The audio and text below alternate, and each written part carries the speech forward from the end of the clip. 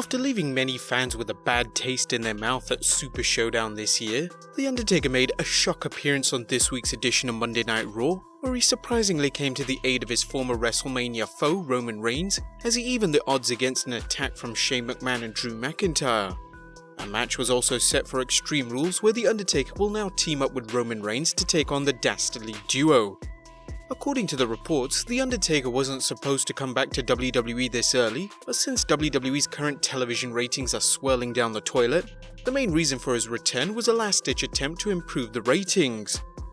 Not only that, but former WWE Champion Booker T also believes Taker returned so soon in order to forget about the lackluster encounter with Goldberg, saying, "No one thought that they would see The Undertaker this soon after Super Showdown in what we would call the incident. No one thought we would see him this soon, but me personally, I think Undertaker was thinking, man, I gotta get this bad taste out of my mouth. I gotta get rid of it and do something to make me forget." It's also been reported that Taker will be working more matches this year, and when we say more, we don't mean around 300 matches per year, but 1 or 2 more before WrestleMania 36, where sources have reported he has interestingly handpicked Drew McIntyre as one of his favourites to feud with. We love the idea, to be honest. McIntyre has an excellent character. What we don't love is the current backstage rumours of The Undertaker potentially facing Baron Corbin at this year's SummerSlam pay-per-view. Brad Shepard recently reported, one match currently being considered versus Baron Corbin at SummerSlam. Whilst we hate the idea of Corbin's push being continued as he's bland as American sliced cheese, it may be an unpopular opinion, but Baron Corbin should go over. Let's face it, if The Undertaker is working more matches this year, he should use his status to get wrestlers over. What's your opinion?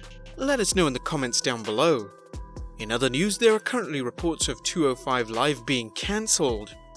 Again, take this rumour with a grain of salt, as they are just rumours at the end of the day, but Shepard also reports, "I'm told 205 Live will be likely discontinued before the end of the year."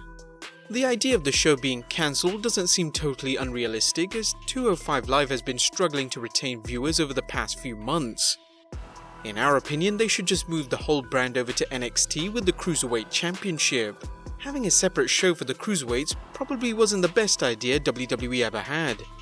Now, speaking of NXT, there's a good reason why Triple H wasn't named as an executive director on either Raw or SmackDown Live, with Eric Bischoff and Paul Heyman taking the positions instead, as he will now be focusing all his attention on NXT.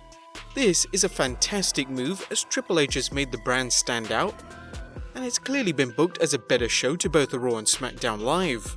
What's your opinion on The Undertaker's potential feud at SummerSlam?